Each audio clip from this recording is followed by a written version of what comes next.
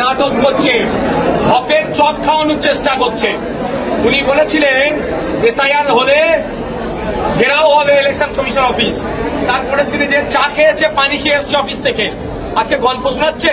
প্রায় 90,000 অফিসার তৃণমূল কংগ্রেস পরিচালিত সরকারিতে এসআইআর দ্রুত করার জন্য দিচ্ছে, আর মানুষকে বোকা বানাচ্ছে। মানুষ অত বোকা নয়। এখন এসে তো অবাক হয়ে গেলাম, আমরা কোন রাজ্যে বসবাস করছি আর ইলেকশন কমিশনের ডিউটিটা কি। যদিও 2003-তে মান্যতা দিয়েছে, এখানে সর্বদলের বৈঠক হয়েছে, সিদ্ধান্তে এসেছেন, সেটা আমি বিতর্কে জড়াবো না। আমি এখানে কুলপিতে এসেছি, কুলপির মানুষকে আমি শুধু এতটুকুই আহ্বান করেছি যে কিভাবে ফর্ম ফিল আপটা করা হয়। কি বলবেন? নাটক করছে, হপের চপ খাওয়ানোর চেষ্টা করছে। উনি বলেছিলেন এসআইআর হলে ঘেরাও হবে ইলেকশন কমিশন অফিস। তারপরে তিনি যে চা খেয়েছে, পানি খেয়ে এসছে অফিস থেকে, আজকে গল্প শোনাচ্ছে। প্রায় 90,000 অফিসার তৃণমূল কংগ্রেস পরিচালিত সরকারিতে এসআইআর দ্রুত করার জন্য দিচ্ছে, আর মানুষকে বোকা বানাচ্ছে। মানুষ অত বোকা নয়। এখন সরকারের কাজ কি ছিল? মানুষের কাছে পৌঁছে যাওয়া, মানুষকে বোঝানো অ্যাকচুয়ালটা কি। আতঙ্কের পরিবেশ তো এই তৃণমূল কংগ্রেস আর বিজেপি মিলে করেছে। যে আতঙ্কের পরিবেশ তৈরি করেছিল, এসআইআর করতে দেবো না বলে গল্প শুনিয়েছে, এবার এসআইআর শুরু হয়ে গেছে। সাধারণ মানুষ ক্ষিপ্ত ওই জন্য যে আমরা এসআইআর এর বিরুদ্ধে। আরে আমরা পলিটিক্যাল এসআইআর এর বিরুদ্ধে, কিন্তু সংবিধানকে সামনে রেখে এসআইআর আমরা বিরোধিতা করতে পারি না। বিএলওরা ভয় পাচ্ছে, শাসক দল হুমকি দিচ্ছে বিভিন্ন জায়গায়। বিএলওদের কাজ কি হবে? ইলেকশন কমিশন অফ ইন্ডিয়াকে জানানো, ওয়েস্ট বেঙ্গলের সিও স্যারকে। ওয়েস্ট বেঙ্গলের সিও স্যার নিশ্চিতভাবে তাদের বিরুদ্ধে আইনত ব্যবস্থা গ্রহণের জন্য নির্দেশ দেবে। ভয় পাওয়ার কোনো জায়গা নাই। শুভেন্দু অধিকারী বলছে বাংলাদেশি একটাও ভোটার বাদ যাবে না ভারত থেকে। হিন্দু, বাংলাদেশি হিন্দু, তাহলে মুসলিমরা কি হবে? তাহলে প্রশ্ন আমার এটা, যে কথাই বলে থাকে শান্তনু বাবু তার মন্ত্রী থাকবে না, ওখানে নতুন করে ইলেকশন করতে হবে। বিপ্লব বাবু আপনার যদি এখন ত্রিপুরায় হচ্ছে না, পশ্চিমবাংলা বিধানসভায় অনেক বিধায়ক আছে, সিট খালি হয়ে যাবে, তাহলে নতুন করে বাই ইলেকশন করতে হবে নাকি? শুভেন্দু বাবু মানুষকে ভরসা দিচ্ছেন।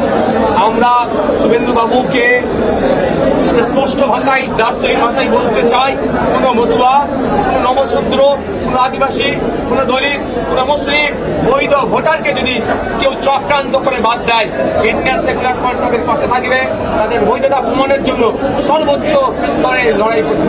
শুভেন্দু বলছে 26-এ বিধানসভা।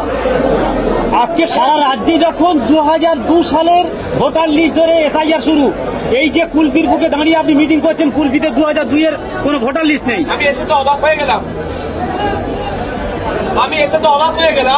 আমরা কোন রাজ্যে বসবাস করছি আর ইলেকশন কমিশনের ডিউটিটা কি। যদিও 2003-তে মান্যতা দিয়েছে, এখানে সর্বদলের বৈঠক হয়েছে, সিদ্ধান্তে এসেছেন, সেটা আমি বিতর্কে জড়াবো না। আমি এখানে কুলপিতে এসেছি, কুলপির মানুষকে আমি শুধু এতটুকুই আহ্বান করেছি যে কিভাবে ফর্ম ফিল আপটা করা হয়।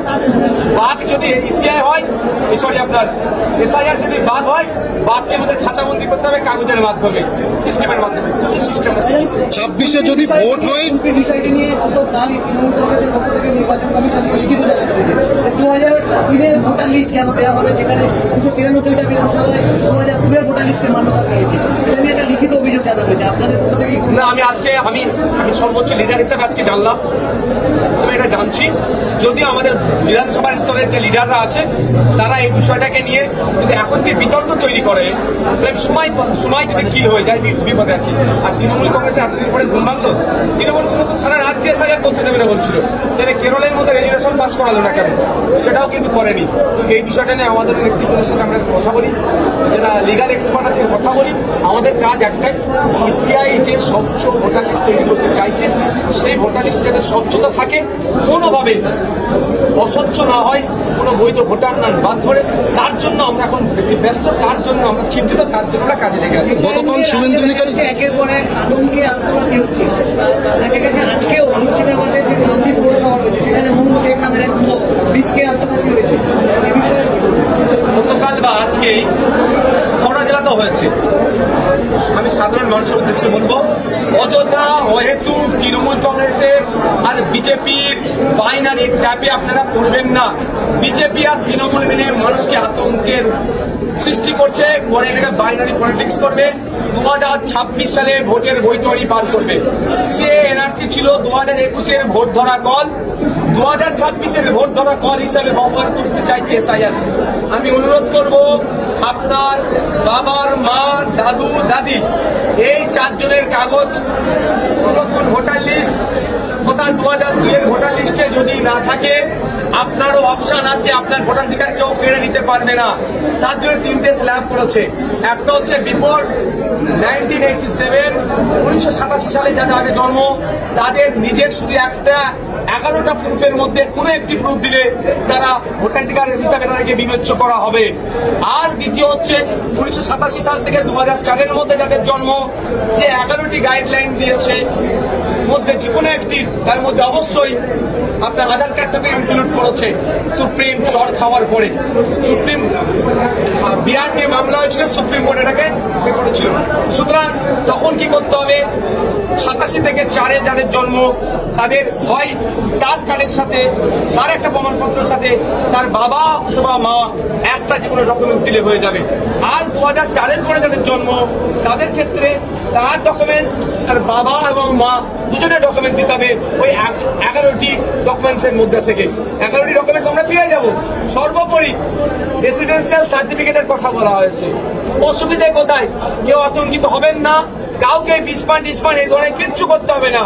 আমি একটা কথাই জোর গলায় বলছি মিডিয়ার মাধ্যমে, যে মনে যদি হয় বা কাউকে ইচ্ছাকৃতভাবে অনিচ্ছাকৃতভাবে বৈধ ভোটারকে যদি ডিভোটার করে লিস্টে যদি না নাম ইচ্ছাকৃতভাবে তুলে বা অনিচ্ছাকৃতভাবে তুলে, তাকে লিস্টে নাম তোলার জন্য, সেই বৈধ ভোটারের জন্য ইন্ডিয়ান সেকুলার ফ্রন্ট তার পাশে থাকবে, তার হয়ে আইনে লড়াই করবে।